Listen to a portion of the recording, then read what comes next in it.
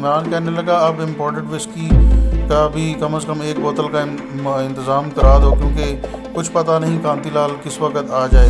मुराद खान बोला, ये कोई मुश्किल काम नहीं है। इमरान ने आहिस्ता से कहा, लेकिन करेंसी नोटों की तरह विस्की नकली नहीं होनी चाहिए। मुराद खान हंसकर कहने लगा, अरे भाई, भारत में विस्की का समंदर बहता है और हमारे पास इस किस्म के मौके पर ख़ास इम्पोर्टेड विस्की के 4-5 बोतलें हर वक्त मौजूद रहती हैं। मैं आज ही हाशिम खान के हाथ 2 बोतलें भिजवा दूंगा। ये हमारे आदमियों ने हमें बाहर के मुल्कों से ला कर दी हैं और यहाँ किसी वाइन शॉप से नहीं खरीदी। सिकंदर अली ने चाय का कप बनाकर मुराद खान को दिया। इमरान कहने लगा, इसके बाद हमें क्या करना है? हमारे मंसूबे का पहला मरहला तो कामयाबी से तय हो गया है। मुराद खान ने चाय का घूंट भरा और बोला, मंसूबे का पहला मरहला अभी शुरू हुआ है।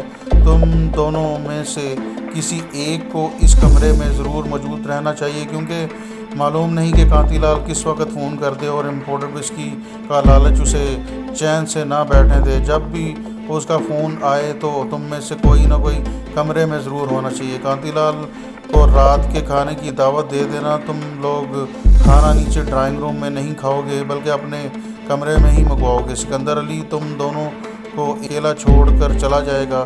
तुम कांतीलाल को इम्पोर्टेड विस्की की बोतल पेश करोगे। हो सकता है वो बोतल अपने साथ ही ले जाए। ये भी हो सकता है कि वो बोतल खोल कर विस्की एक पैक पी ले और ज़्यादा शराब ना पीता हो। पहली मुलाकात में तुम इसके साथ सिर्फ दोस्ती और अपने कारोबार की बातें करोगे और कतर आने की भी दावत दोगे। जब वो जाने लगेगा तो तुम उसे 1-2 रोज़ बाद दोबारा होटल में डिनर करने की पेशकश करोगे और साथ विस्की की भी दावत दोगे। और बातों बातों में कांतीलाल के कानों में ये बात भी डाल दोगे कि अगली बार आपको शराब पिलाने वाली एक हसीन और जमील लड़की भी मिलेगी। फिर समझ लेना कि मछली हमारे हाथ में फंस गई है। इमरान खामोशी से ये सारी बातें सुन रहा था। कहने लगा, तुम जिस तरह कहते हो मैं इसी तरह करूँगा, लेकिन ये सवाल अपनी जगह पर अभी तक कायम है कि कांतीलाल से खुफिया कोड नंबर कैसे मालूम होगा? क्या ये खुफिया कोड नंबर हम इस औरत के ज़रिए मालूम करेंगे जो कांतीलाल को शराब पिलाएगी? इमरान खान नफ़ी में सर हिलाते हुए बोला, इसका सवाल ही पैदा नहीं होता। वो खूबसूरत औरत एक पेशावर औरत होगी। इसका हमारे मंसूबे के साथ किसी किस्म का कोई ताल्लुक़ नहीं होगा। इसके सामने तुम अपने आप को सेठ जेसी अग्रवाल ही जाहिर करोगे। इमरान ने पूछा, तो फिर हम कांतीलाल के मुंह से खुफिया कोड का राज कैसे निकलवाएंगे? मुराद खान कहने लगा, ये मैं तुम्हें कांतीलाल को दी गई दूसरी डिनर पार्टी के बाद बताऊंगा। फिर अभी तुम कांतीलाल के साथ दोस्ती के रिश्ते को मजबूत गहरा करना होगा, लेकिन एक बात हमेशा ध्यान में रखना, अगरचे आला शराब और औरत कांतीलाल की सबसे बड़ी कमज़ोरी है, लेकिन इसके बावजूद वो एक बेहद ज़हीन और चालाक आदमी है। इसके अलावा नशे की हालत में भी उसे अपने सरकारी और हसास जिम्मेदारियों का एहसास रहता है। अगर ऐसा ज़रा सा भी शक पड़ गया तो ये पंछी तुम्हारे हाथ से उड़ जाएगा और ऐसा गायब होगा कि हम सब को कभी नहीं मिल पाएगा। इमरान ने कहा, मुझे भी अपने फ़राइज़ और ज़िम्मेदारियों का एहसास है। मैं ऐसी कोई बात नहीं अपनी ज़बान से करूँगा जिसकी वजह से कांतीलाल को ज़रा भी शक हो। बस मैं यही चाहता हूँ, इसमें हमारे मंसूबे और हमारे मिशन की कामयाबी का राज पोशीदा है। मुराद खान ने कहा, बाकी तुम खुद समझदार हो, तो मैं इस किस्म की सूरत हाल को हल करने का तजर्बा आता है। मुझे यकीन है कि तुम अपना किरदार बड़ी एहतियात और खुशूसलूकी से निभाओगे इंशाअल्लाह। इमरान ने जवाब दिया।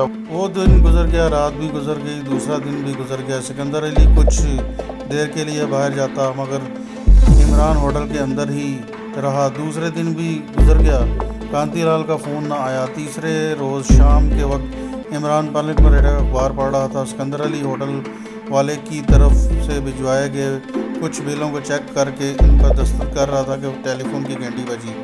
इमरान अखबार एक तरफ रख कर रिसीवर उठाने लगा। सिकंदर अली भी टेलीफोन की तरफ देखने लगा। इमरान ने रिसीवर उठाकर हेलो कहा तो काउंटर गर्ल की आवाज़ आई, सर आपकी कॉल है। मिला दो, इमरान ने कहा। दूसरे लम्हे इमरान के कान में कांतीलाल की मानूस आवाज़ सुनाई दी। क्या मैं सेठ जेसी अग्रवाल जी से बात कर सकता हूँ? उसने अंग्रेज़ी में पूछा। इमरान ने कहा, मैं जेसी अग्रवाल ही बोल रहा हूँ। इमरान ने अंग्रेज़ी में ही जवाब दिया। आप कौन साहब हैं? दूसरी तरफ से आवाज़ आई। मैं कांतीलाल बोल रहा हूँ, इमरान ने खुश होकर कहा। हेलो कांतीलाल जी, क्या हाल है? सिकंदर अली ने बिल एक तरफ रख दिए और पूरी तवज्जो से इमरान की तरफ देखने लगा। इमरान के चेहरे पर मुस्कुराहट थी और वो कह रहा था, महाराज, हम तो आपके सेवक हैं, जब और जिस वक्त जी चाहे आ जाएं। हमसे आपको की जो सेवा हो सकेगी ज़रूर करेंगे। जी जी ठीक है, बिल्कुल ठीक है, मैं इंतज़ार करूँगा। जी जी, इसकी आप फ़िक्र न करें, आप और मेरे अलावा कोई नहीं होगा। महाराज, मैं तो इस शहर में अजनबी हूँ, मेरा कोई दोस्त वगैरह यहाँ मैसर नहीं है।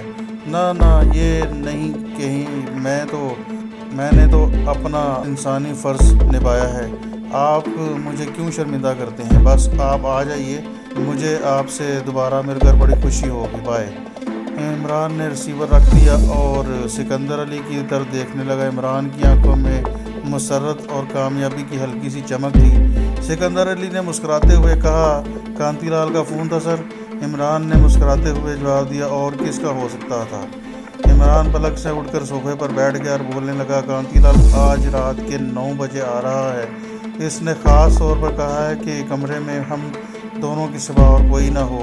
कह रहा था कि मैंने इसे रात को डाकुओं से बचाकर उस पर जो एहसान किया था वो उसे हमेशा याद रखेगा। सिकंदर अली कहने लगा, अब जो हम इसके साथ करने वाले हैं तो वो शायद इसकी औलादें भी याद रखेंगी।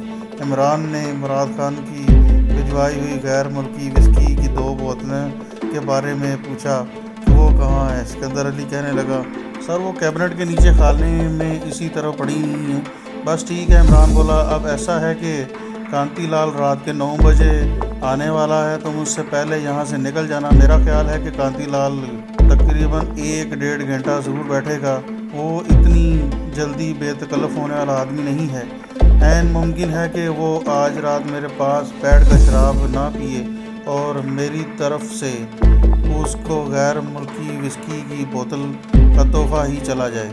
बहरहाल तुम 11 बजे के बाद मुझे फ़ोन करके मालूम कर लेना। सिकंदर अली बोला, सर मेरा ख्याल है कि मैं हाशिम खान को लेकर सीधा मुराद खान के पास चला जाता हूँ और उसे बता देता हूँ कि कांतीलाल आज रात होटल में आ रहा है। इमरान ने कहा, मुराद खान को जाकर तुम ज़रूर बता दो, लेकिन हाशिम खान को गाड़ी समेत होटल की पार्किंग में ही रहने दो।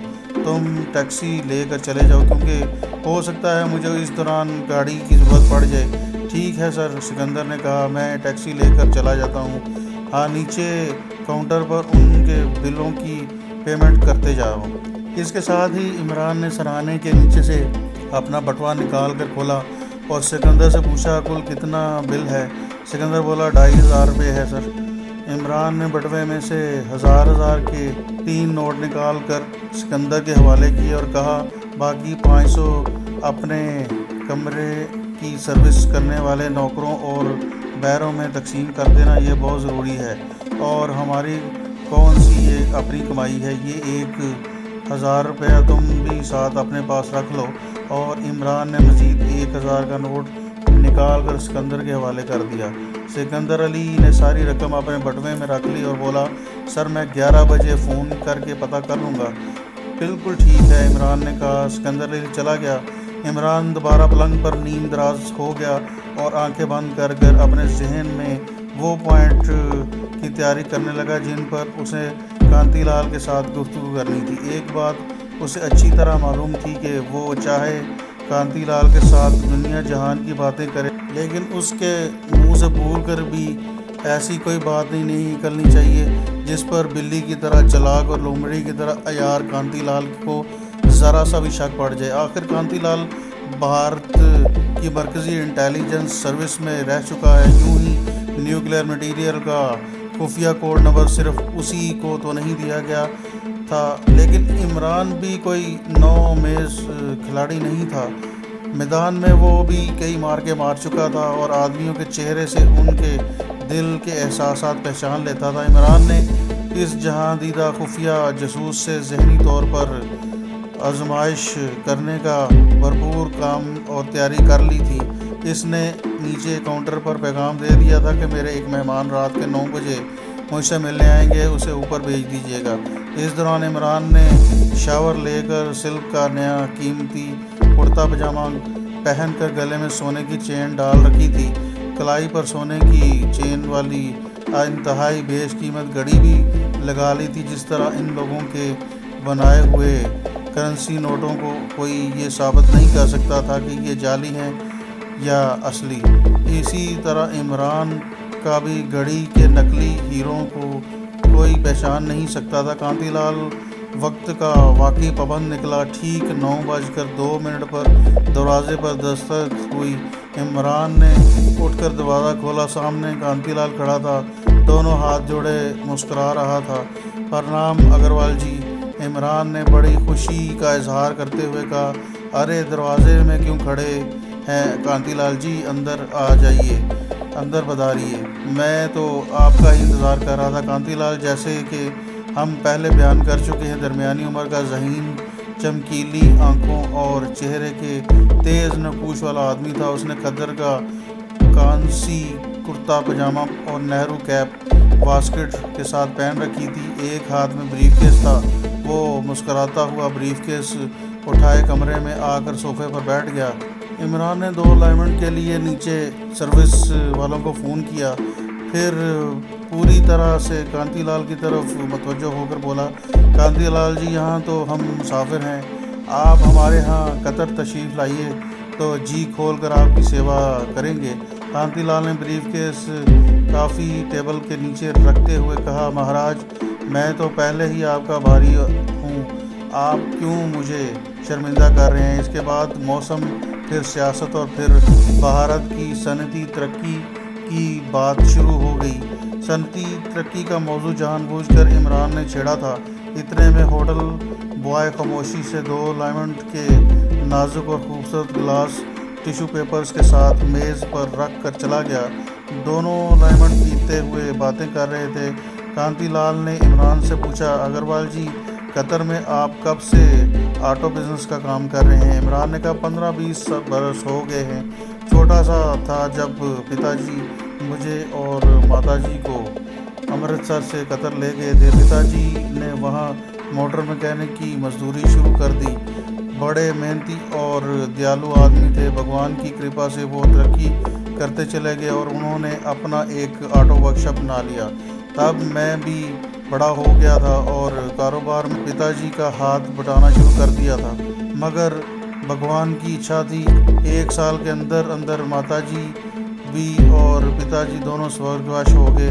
मैं अकेला रह गया। मैंने हिम्मत ना हारी और पहले से ज़्यादा जी लगाकर काम करना शुरू कर दिया। बस ये इसी का नतीजा है कि इस वक्त मेरा शुमार कतर के 4 बड़े ऑटो डीलर्स में होता है। कांतिलाल ने पूछा, हमारे भारत में तो इस ऑटो बिज़नेस का बड़ा स्कोप है। जी क्यों नहीं, इमरान ने फ़ौरन जवाब दिया। इसी ख्याल के लिए तो मैं भारत में आया हूँ। दरअसल कांतिलाल जी, मैं अपने देश भारत में ऑटो मैन्युफैक्चरिंग का एक बड़ा कारखाना खोलना चाहता हूँ। इस गर्ज से मैं भारत के बड़े बड़े शहरों का दौरा करके ऑटो बिज़नेस के स्कोप का अंदाज़ा लगा रहा हूँ। मैं अब अपने देश की सेवा करना चाहता हूँ। मैं चाहता हूँ कि कतर के ख़जाने में जो हर साल करोड़ों रुपए का टैक्स हम जमा करवाते हैं, वो मेरे देश के ख़जाने में जमा हो। ये बड़ी देशभक्ति की बात है। कांतिलाल ने जेब से सिगरेट का पैकेट निकालकर एक सिगरेट सुलगाते हुए कहा। इमरान बड़ी आजिज़ी से बोला, महाराज, मैं कोई इतना बड़ा देशभक्त तो नहीं हूँ, लेकिन जितनी भी मेरी हैसियत है, मैं भारतवर्ष की सेवा करना चाहता हूँ। ज़रूर कीजिए। कांतिलाल ने कहा, हमारे देश को आप जैसे सनतकारों की ही तो ज़रूरत है। ये बताइए, आपने भारत के किन किन शहरों का दौरा किया है। कांतिलाल इन बातों में से इमरान की हैसियत का अंदाज़ा लगाना चाहता था और ये भी देखना चाहता था कि इस आदमी पर किस हद तक एतबार किया जा सकता है, क्योंकि कांतिलाल का ये असूल था कि वो हर एक ऐरा गैरा के ऊपर अपने ताल्लुकात इस्तवार नहीं करता था और ना इसके साथ शराब की महफिल लगाता था। महदूद आमदनी वाले सरकारी मुलाजिम के लिए बहुत बड़ा लालच था, लेकिन कांतीलाल अपने हसास फ़राइज़ से भी गाफिल नहीं था, चूँकि वो सेठ अग्रवाल की हैसियत की पूरी तरह से जांच पड़ताल कर लेना चाहता था। इमरान भी सब कुछ समझ रहा था कि कांतीलाल उससे इस किस्म की गुफ्तगू क्यों कर रहा है, और वो कांतीलाल के हर सवाल का ऐसा जवाब देना चाहता था जिससे वो मुतमईन हो जाए और उसके ऊपर एतमाद करना शुरू कर दे। इमरान ने कारोबार के मुतालिक अपनी गुफ्तगू जारी रखते हुए कहा, बस महाराज, सिर्फ एक बात का डर लगा रहता है। डर? कांतीलाल ने सवाल किया, किस बात का डर? इमरान ने खालिस कारोबारी अंदाज में कहा, आप तो जानते हैं कि हम बिजनेसमैन लोग हैं।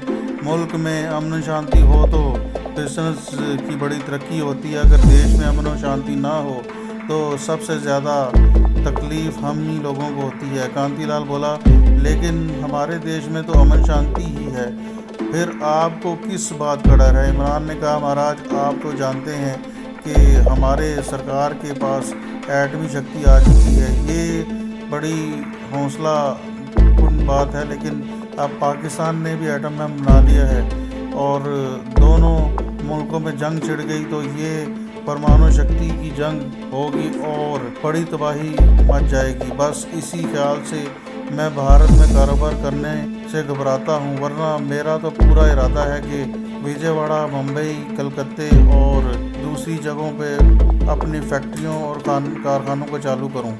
कांतीलाल ने बड़े एतमाद के साथ हल्की सी मुस्कुराहट के साथ कहा, अग्रवाल जी, आप ये फिक्र करना छोड़ दें। भारत की मरकज़ी सरकार ने एटम बम का तोड़ दरियाफ्त कर लिया है। हम ऐसे परमाणु एटमी मिसाइल तैयार कर रहे हैं जो पाकिस्तान के गिराए हुए एटम बम को फ़िज़ा में ही बज़म कर देंगे।